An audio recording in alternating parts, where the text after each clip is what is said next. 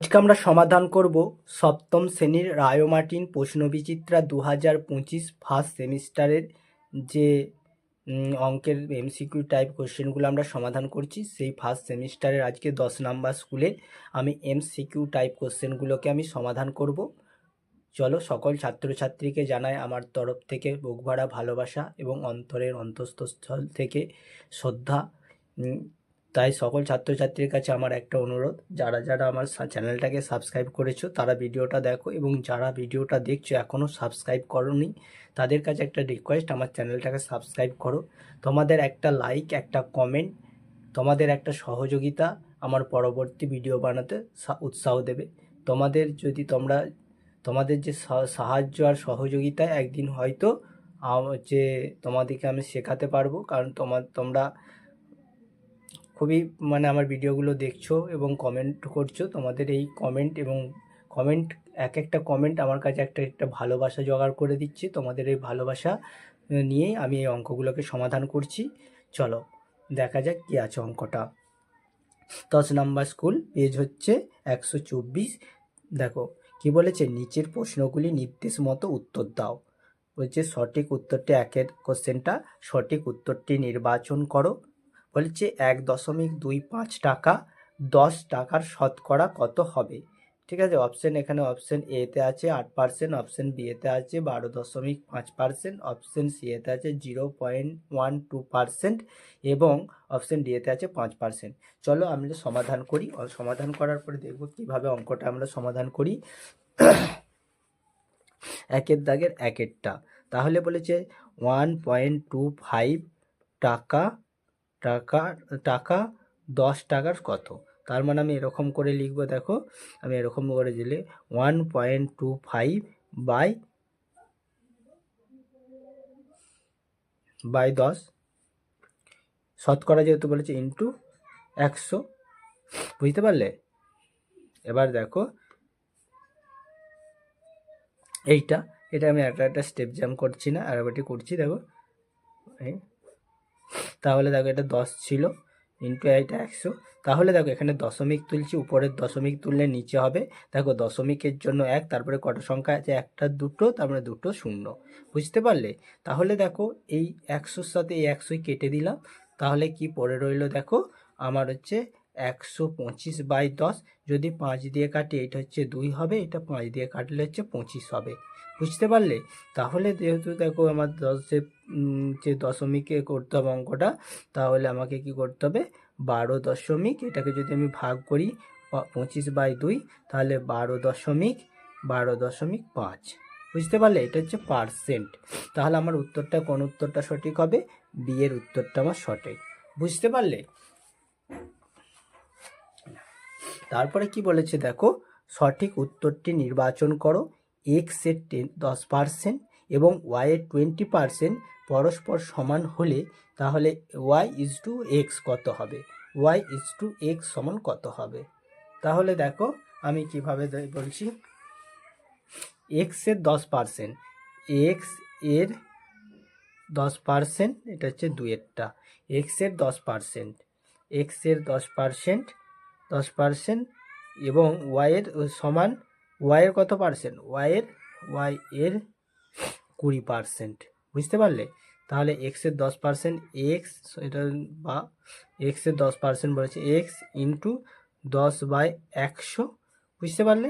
তাহলে ওয়াই এর কত পার্সেন্ট, সমান ওয়াই এর হচ্ছে 20/100। তাহলে দেখো আমি যদি এটা 10-10কে 100, 10-10কে 100, আর এটা হচ্ছে 5×20 এটা, তাহলে আমার অ্যাকচুয়ালি রেজাল্টটা কি হচ্ছে, দেখো হচ্ছে x/10 ইকুয়াল টু y/5। তাহলে এটার সাথে এটা গুণ, এটার সাথে এটা গুণ, যেহেতু আমাকে ওয়াই বলেছে তাহলে ওয়াই এর সাথে গুণ হবে। তাহলে y/x বলেছে, তাহলে হচ্ছে 10y ইকুয়াল টু 5x। তাহলে আমরা কি লিখতে পারি, y/5 y/x সমান 10/5 সমান কি লিখতে পারি, y/x সমান 2:1। ঠিক আছে, তাহলে আমার কোন উত্তরটা সঠিক হবে, বুঝতে পারলে অঙ্কটা? তাহলে আমার উত্তর যেটা সঠিক হবে সেটাই আমাকে লিখতে হবে। তাহলে হচ্ছে 1-এর উত্তরটা আমার সঠিক।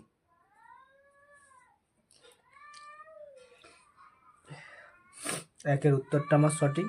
তারপরে বলেছে দেখো 3-এরটা, বলছে কোন অনুপাতের পূর্বপদ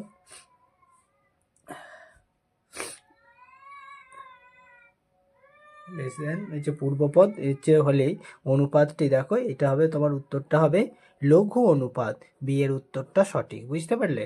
তারপরে দেখো এখানে যে একটা শূন্যস্থান পূরণ করেছে, শূন্যস্থান দিয়েছে, সেই শূন্যস্থানে আমি যদি সংখ্যাটা এক্স ধরি, আমি শূন্যস্থানে সংখ্যাটা ধরে নিচ্ছি এক্স। ঠিক আছে? তাহলে দেখো কি আছে, 1-এর দাগে 4-এরটা।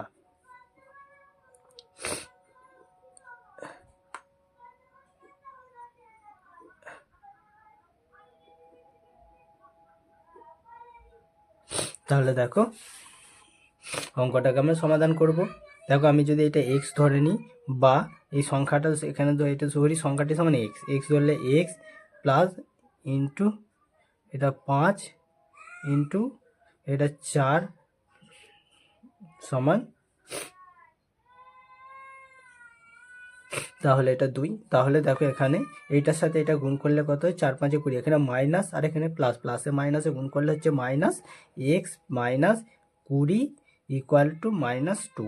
তাহলে বা এই দেখো এইটাকে যদি আমি এই সাইডে, এখানে মাইনাস আছে, যদি হচ্ছে সমান চিহ্নের ওই সাইডে নিয়ে যাই তাহলে প্লাস হয়ে যাবে। তাহলে এক্স ইকুয়াল টু -2 প্লাস 20 সমান এক্স সমান 8 প্লাস 18। তাহলে এক্স এর ভ্যালু হচ্ছে 18। বুঝতে পারলে? তাহলে এখানে যে সংখ্যাটা বসবে সেইটা হচ্ছে 18। তারপরে বলেছে দেখো 1-এর দাগের হচ্ছে 5-এরটা, 2 কিলোগ্রামের 1/4 অংশ, 2 কিলোগ্রামের 1/4 অংশ কত গ্রাম? তাহলে দেখো হচ্ছে আমাকে প্রথমে কিলোগ্রামটাকে হচ্ছে গ্রামে প্রকাশ করে নিতে হবে। 2 কিলোগ্রাম সমান 2000 গ্রাম, এবং 2000 গ্রামের, তাহলে আমি যদি এটা এরকম করে অঙ্কটা করি দেখো, তাহলে হচ্ছে কিলোগ্রামে প্রকাশ করলে কি হচ্ছে 2000 ইন্টু 1/4, এটার সাথে এটা 4-5 20, আর দুটো শূন্য বসে যাচ্ছে, সমান হচ্ছে 500 গ্রাম। তাহলে দেখো আমার উত্তরটা কোনটা, উত্তরটা আমার সি এর উত্তরটা সঠিক। বুঝতে পারলে? তারপরে বলেছে দেখো, তারপরে যে অঙ্কটা দিয়েছে সেই অঙ্কটায় বলেছে দেখো 6-এর অঙ্কটা কি বলেছে, ওই যে 5/7, 5/7 এর সঙ্গে কত গুণ করলে 4 হবে? তাহলে দেখো যদি আমি এক্স ধরি, সংখ্যাটি সমান এক্স, আমি যদি ধরি সংখ্যাটি সমান এক্স, তাহলে কত অঙ্কটা হবে? 6-এর অঙ্কটা।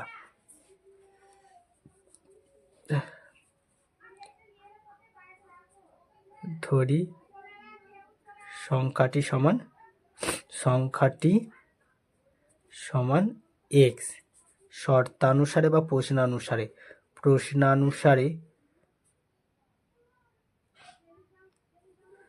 বা শর্তানুসারে